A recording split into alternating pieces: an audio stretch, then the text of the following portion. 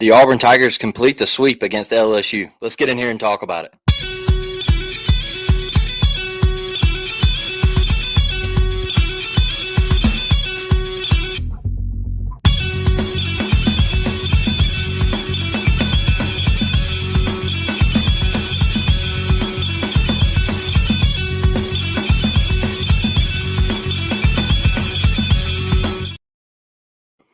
What is up, Auburn family? What is up, Up-Tempo family? How are we doing tonight? How about the Auburn Baseball Tigers? What a job this weekend. What a performance. Shout out to the pitching staff.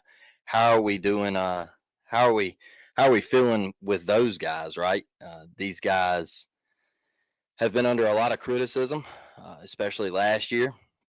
And then at the early part of this year, losing games to UAB, Holy Cross, getting swept at Georgia, and then you come out against the number 3 team in the country and you absolutely dominate and deliver just an A-plus performance all weekend long. I can't say enough about Cade Fisher. We obviously talked about Samuel Dutton Friday night. He's got to be in the upper echelon in the country, right? Just giving Auburn a chance every Friday night to start out 1-0. And I think he's been terrific. That's one reason why I love the transfer portal, folks, because everybody gets a second chance. I just think they gotta twerk some things with the portal. But big shout out to Samuel Dutton, man. His Sammy D has been lights out. And Cade Fisher, game 2. Can't say enough about him. He's a competitor. He's a warrior, a guy that hasn't had A-plus stuff all year, but he kept grinding. He kept going out there. He kept pitching. He kept bowing his neck, and he found it. He found it Saturday, and I thought he gave us an exceptional performance. Getting into the 6th inning for Auburn was absolutely massive because you saw Cade early in the year. Cade was great the first 2 innings. Sometimes he would get into that 3rd inning, and he would look great, and then it started kind of falling apart for him right there in that 3rd inning, sometimes the 4th inning. And he would start missing with location. He would start leaving balls up in the zone. And I was at the Vandy series that Saturday when he threw, and he looked terrific the first 2 innings. Got in the third, and he got 2 quick outs, and then he started losing command, started kind of falling all over the place, and he walks 2 guys and then gives up back-to-back doubles. But Saturday, he was lights out. And you saw him in the 6th. Yeah, I wanted him to go back out. In the game day group chat, everybody was like, is Cade done? And I was like, I want him to go back out. I want us to show the confidence in Cade. And I want him to go back out there and say, hey, this is my game. And he did. He led the inning off and he hit a guy. And then, hey, Butch said, let's go get him, right? And Teaford goes out there and gets him. But that is the type of performances that Auburn needs out of your Saturday guy, and a guy that has pitched in the SEC, come from the University of Florida, and we all know what kind of baseball program that is down there in Gainesville.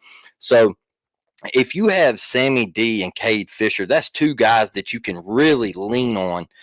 Because, look, when you get into regionals, you're going to need 2 studs. All right, you're going to need Sammy D, and then you're going to need a guy like Cade Fisher to follow to get you in that winner's bracket. So you have to be 2 scooped in regionals. And then, obviously, in super regionals, it's best 2 out of 3. And then anything can happen in Omaha, right? We know that's a crapshoot. You just roll the dice, and it hopefully they fall your way. So, there wasn't a lot of offense in game 2. And that's okay because Eric Snow just absolutely smashes baseballs, and he has all year. What a great portal pickup from South Florida.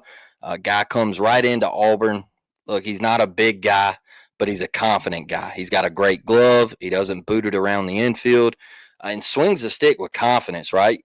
I mean, gets up to the plate, doesn't get cheated, and he hits baseballs a mile, right? I think he's one of the better portal pickups that Butch has brought to Auburn in the short time the transfer portal has been around. He's a scrappy baseball player, y'all, and he's brought a lot of confidence to that Auburn lineup, a guy that you can lean on in the leadoff position.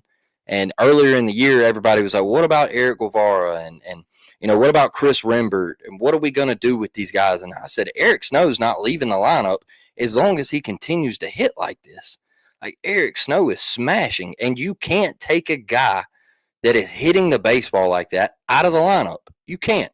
And at any level you play baseball, if you can hit, they're going to find a place for you to play. Look at Ike Irish, okay? Like, he's not going to play catcher for Auburn anymore. It's over. It's done. All right, because he has to put on his resume that he can play other positions because he can hit that good. So when he gets to the next level, they're going to say, hey, all right, go out to right field, brother, or go to first base. And he showed you that he could play first last year when Coop went down and things weren't going Auburn's way, right? So he can do a multitude of things, and he's just putting that down on his resume. And it's all because he can flat out hit. He can hit the baseball, so they found another position for him to play, and Chase Fralick, who is a top catcher in the country, steps right in and says, hey, I can catch. We move Ike out to right field. And now look at your lineup. It's absolutely brutal. Chase Fralick is a dog. He can swing the stick. And for him to be a freshman and just have the success and continued success that he's had in SEC play is very, very positive for the Auburn Tigers. And Bub Terrell, another one that just, hey, look, if your kid's left-handed, flip on Bub Terrell film and try to emulate that swing. That's what I want my kid to swing like. That is the ABs I want my kid to take, is mirroring Bub Terrell. That dude is a phenomenal player. He had a terrific game Friday night. I mean, dude was running all over the field out there in the outfield and left field and making spectacular catches for the Auburn Tigers. But today was special because you won the series yesterday. You got up 2-0 on LSU. And everybody, you kind of look back at the Kentucky series. We got up, we won that series, and we were like, okay, game 3, we really don't care. Like, it's whatever. If we lose, right? Well, this one, it meant a little bit more. Like, there was a little bit more juice on this one. And this game 3 was against the number 3 team in the country. It was at home. It wasn't in the rain on the road at 10 a.m. in the morning. And you wanted this one a little bit more. You wanted this one because you look out there in center field and Chris Stanfield's out there and he left you. And I think Chris is a great player. Nothing against him. But there was a little extra juice on this one, right? And you go out there and you don't know who your number 3 guy is, right? Because Chatterton, he struggled on Sundays in the past, and it was TBA. It was TBA. We were all right back to that point where we have been with Auburn baseball. Who's your number 3 guy? TBA. To be announced.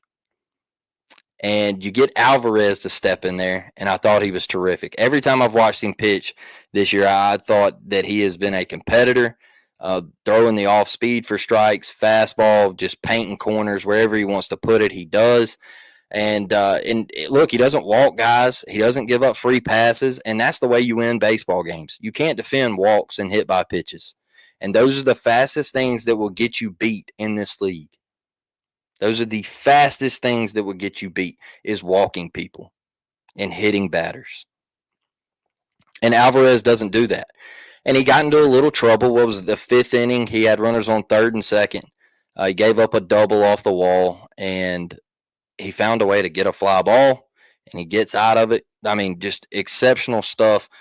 Runners on 2nd and 3rd, nobody out. You get a fly ball, and that's your first out, and then bang, you get out of it.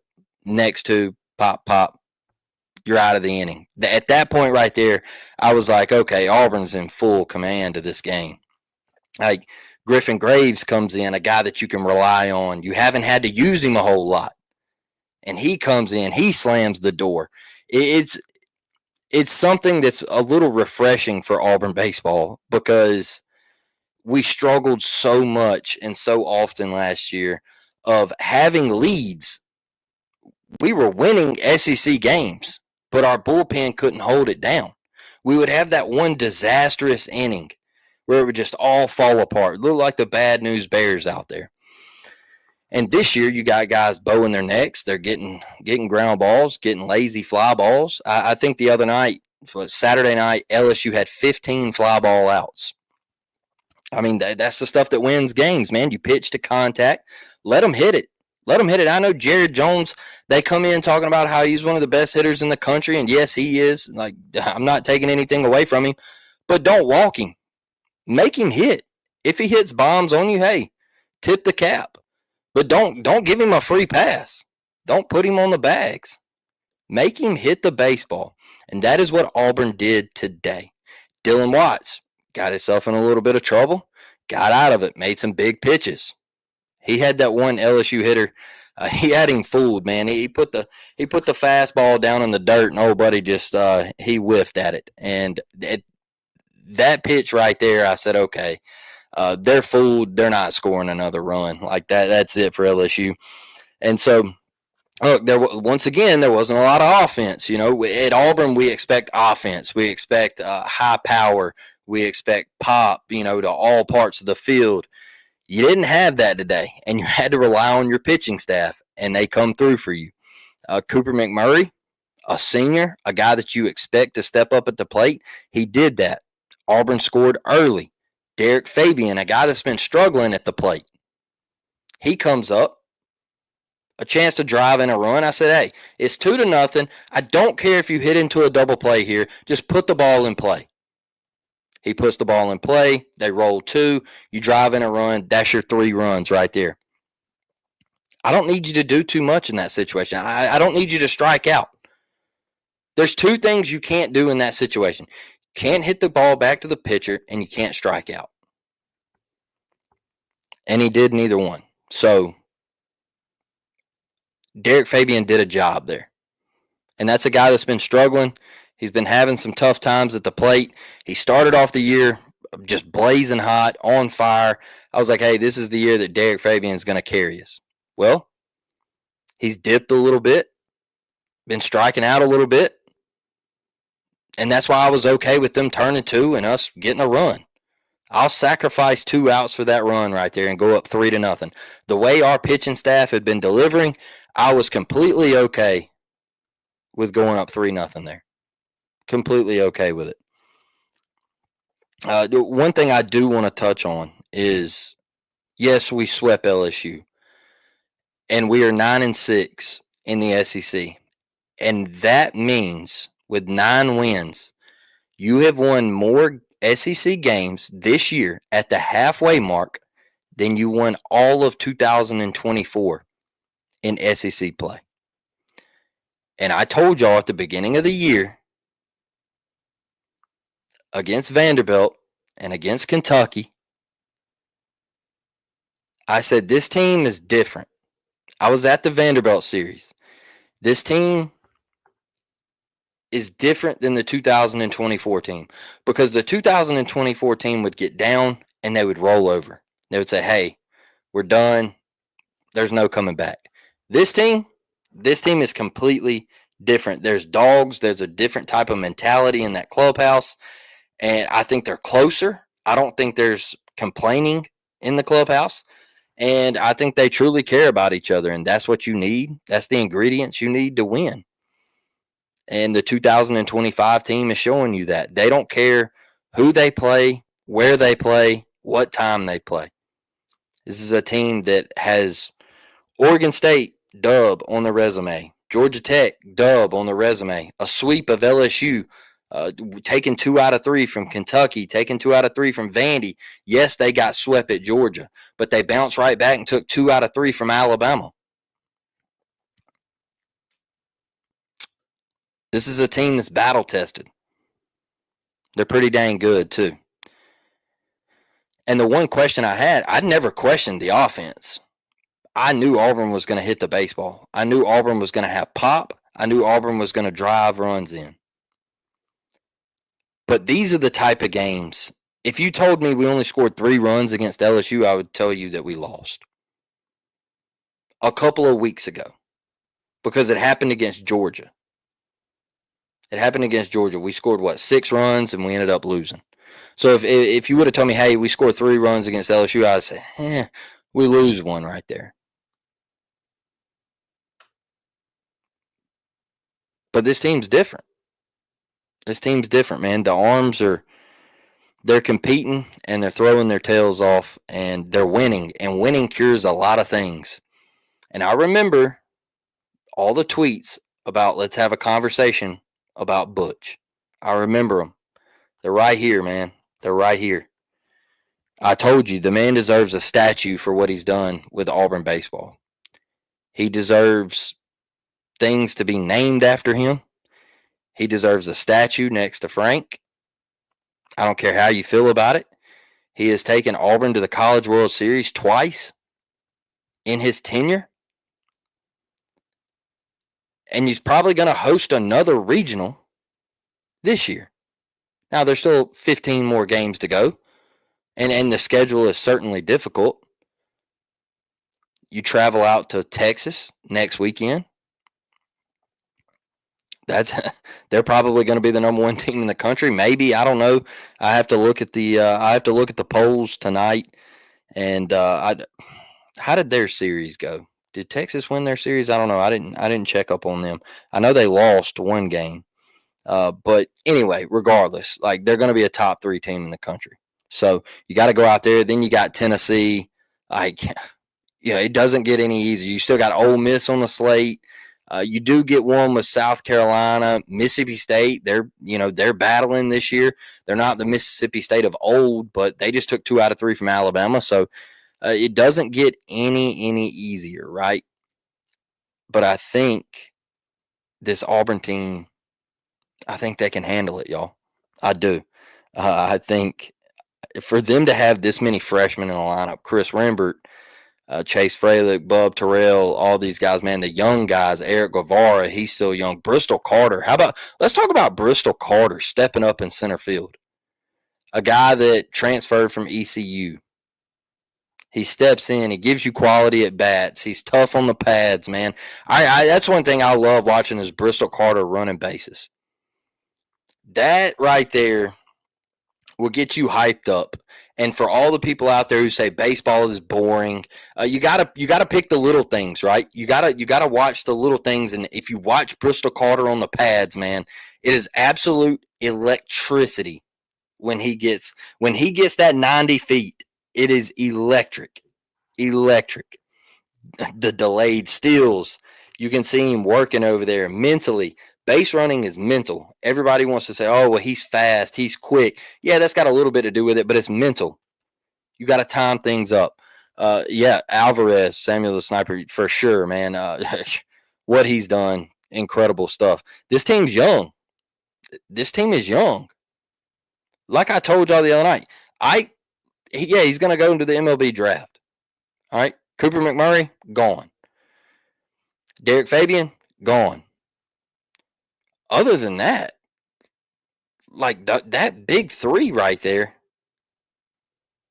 y'all, we got a squad. We got a team that, I mean, man, when you look at it, could be deadly for years to come. Bush Thompson has built a contender. He has built a program that can win at Auburn. And what's crazy is he did it behind the 8 ball. He did it with the restraints of the state of Alabama and the recruiting, hands tied behind your back. He did it that way. NIL, people coming searching for Ike Irish, and he said, hold on, whoa. I got a we guy, not a me guy. I got a guy that wants to be an Auburn Tiger. Don't go anywhere, big fella. And he didn't. That's what's special. That to me is what's special about Auburn and this baseball team. They've hung around, man. They've stuck together, and they just keep winning games. They keep plugging away. It's I talked to my dad today after we swept them, and just those little phone calls. It's like, how about them Auburn Tigers? And you get excited because last year was a struggle.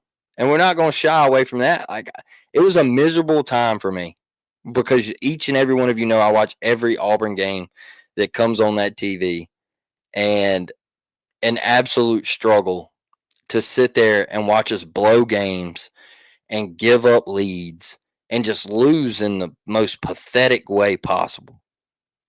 and just leave hanging your head and saying, man, how in the hell did we just lose that game? How are we beating Tennessee and we scored 9 runs on them and we lost? How are how are we beating A&M at A&M and we score 11 runs on them and we lose? It was a struggle. But that's why I say this team 2025 is different from 2024. Y'all, I saw the Butch presser, and Butch said that each and every person that come before him and all the players that wore the uniform before him, they're all a part of growing Auburn baseball and a part of building this park to what it is today. And if you haven't been to the new Plainsman, you got to go. It's great. Like, I never thought I would see Plainsman like that. I really didn't. I stressed it for years that Auburn needed to make upgrades. They needed to become an SEC. I don't want to say powerhouse. I don't want to say SEC powerhouse stadium, but you had to make the adjustments to get ahead of the curve and try to be something similar to Arkansas, LSU. Man, you go to the box out there, and that's unreal. Like, they pack it out. Every weekend they're there. They pack it out. And the atmosphere is unreal. And Auburn was lacking that atmosphere. When you only had like 2,000, 3,000 people show up to your games, that's not an SEC atmosphere. And it's hard to have that little home field juice behind it, right? Like when the visiting team brings more people to your park, kind of embarrassing. And Butch turned this into something that is unreal, and we probably never thought we would see at Auburn. And it's incredible, man. That War Eagle wall is incredible, and to have that atmosphere up there this year, the parking deck is still elite. The club seats down first base line. My biggest thing is dropping the backstop and making it an actual baseball field behind home plate. That was big to me. And you know, I call it the house that Butch built because all this success and going to Omaha and getting the eyes on Auburn baseball, yeah, I give him the credit. 150% because he deserves to have his name here. And I know he wants to throw it off on other people and give them their credit, in which he's right. But majority of the credit goes to Butch Thompson and what he has created. And I tell you another thing is I like watching Butch get pissed off. I tell y'all that I like watching Butch get pissed off because that call the other night where it's not reviewable and all that.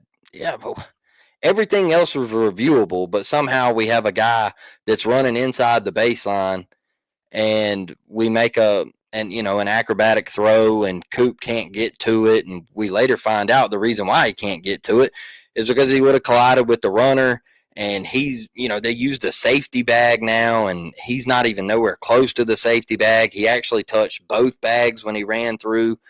It was just a mess.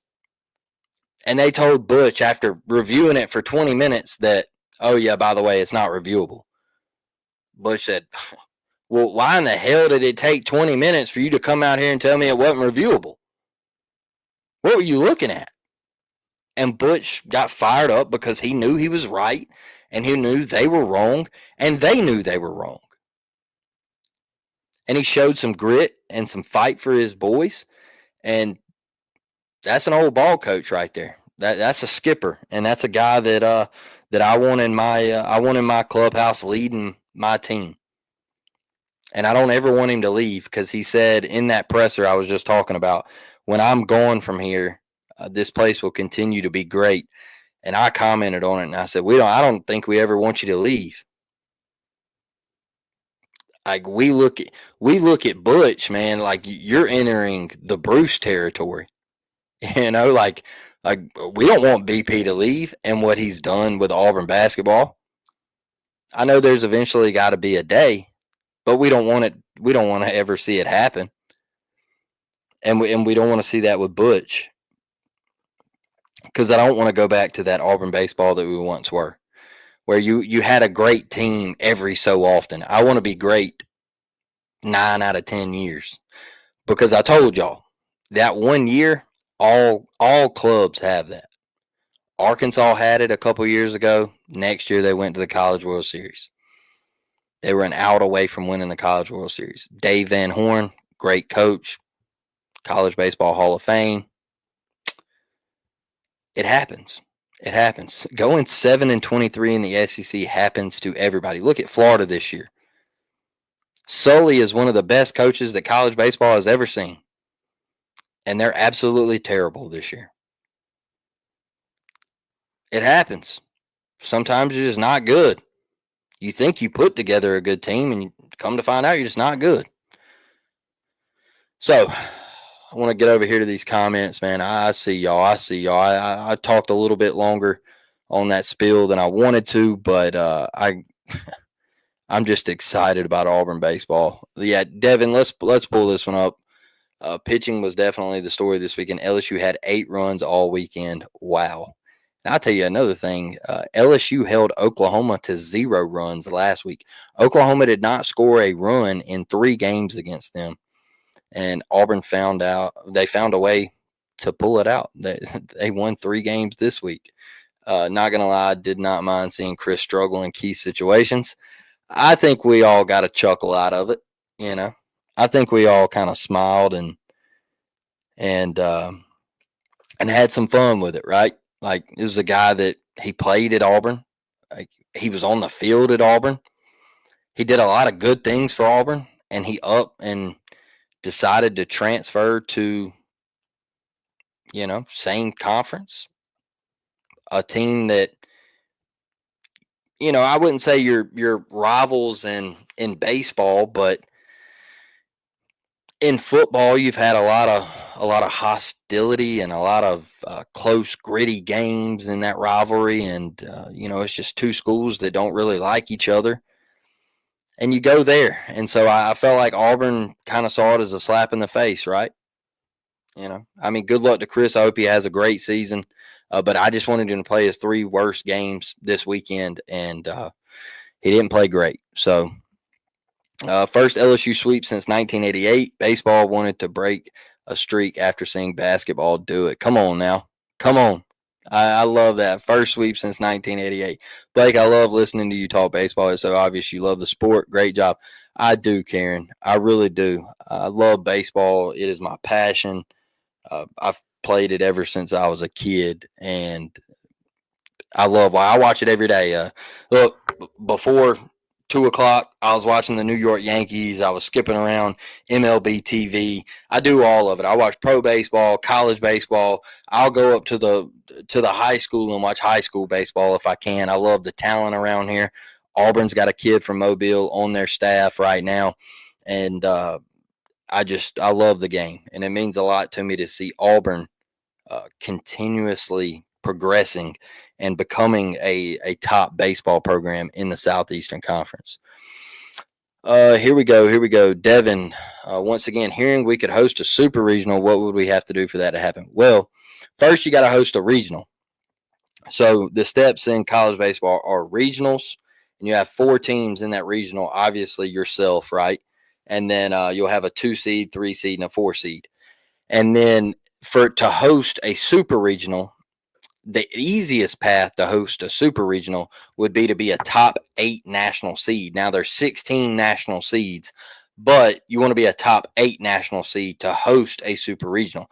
The only way you could host a super regional if you were outside of that 8 is if, let's say we're the 14th national seed, right? So we would be paired up with the number 3 national seed in a super regional.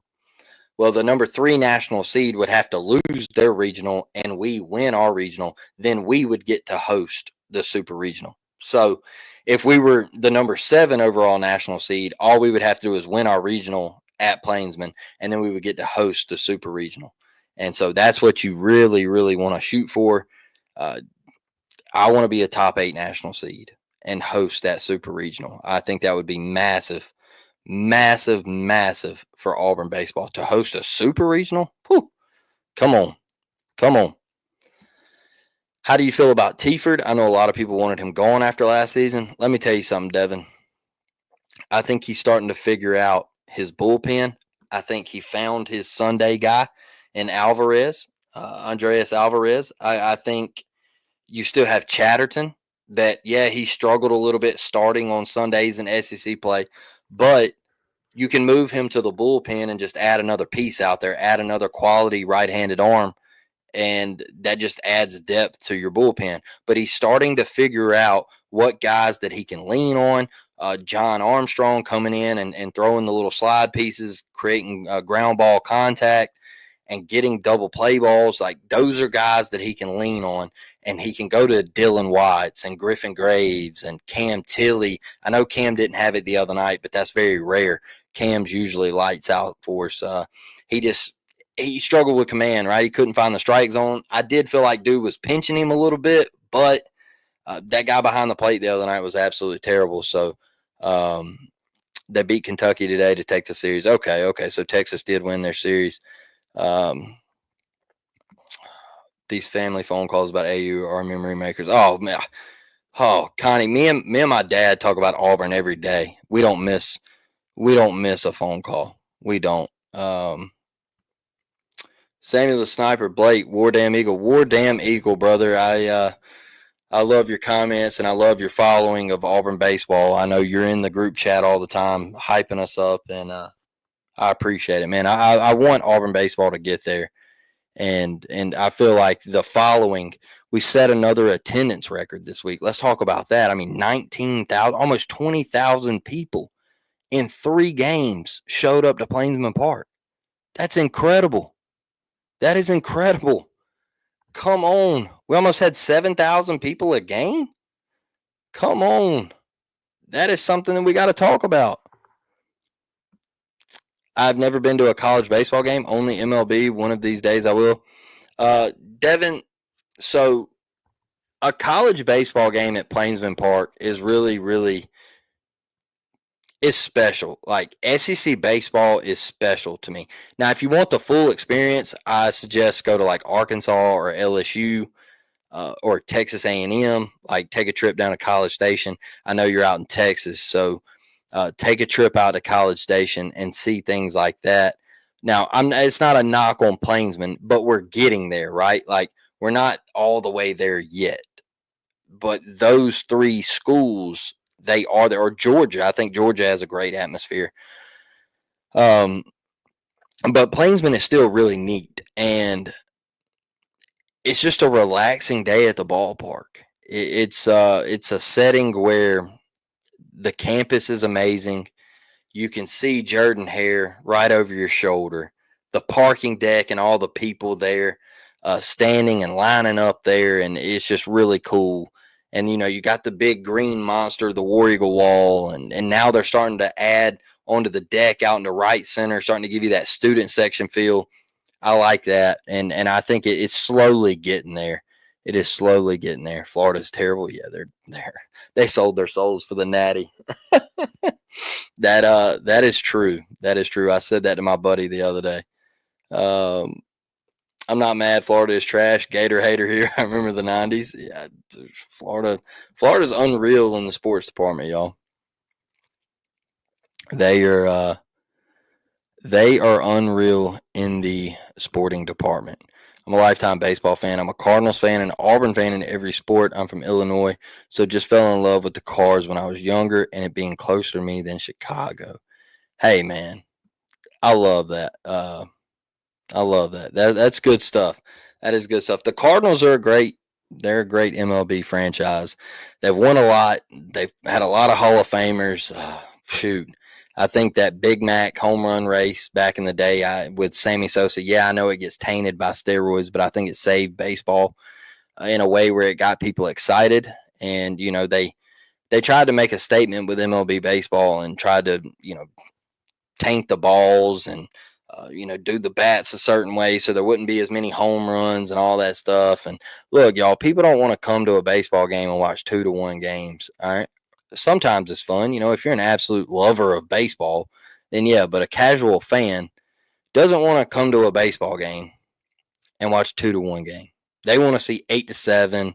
They want to see runs, man. They want to see home runs, bombs being hit. And then finally MLB was like, hey, let's juice the baseballs, man. Let's get it back to where we can have a guy like Aaron Judge hitting 62, 63, 64 home runs in a season.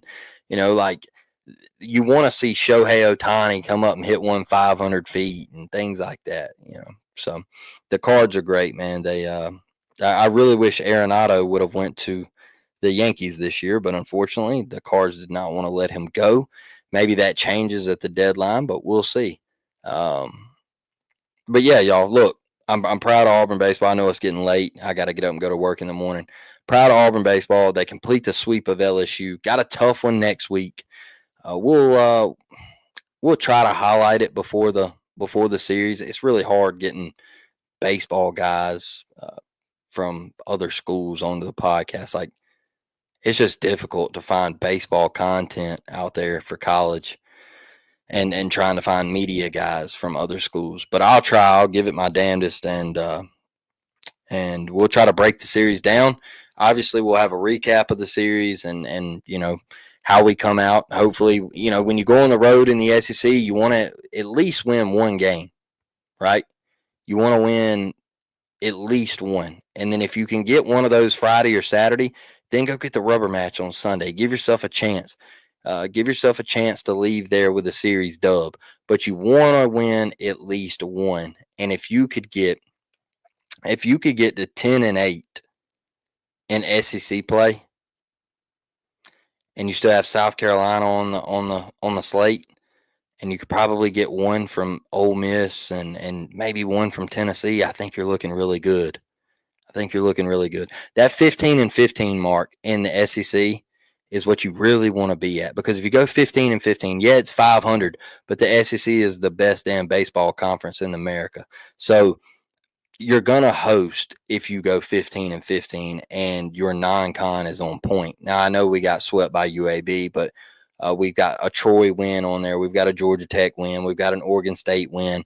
Like, all those wins are going to mount up to us hosting if we can get to that 15-15 mark. So a lot of good ones left on the slate, man. Auburn victorious this weekend. Probably going to move up into the top 8, 7, maybe 6 teams in the country. So love y'all. Appreciate y'all. War Damn Eagle. I'll catch you on the next one. I'm out.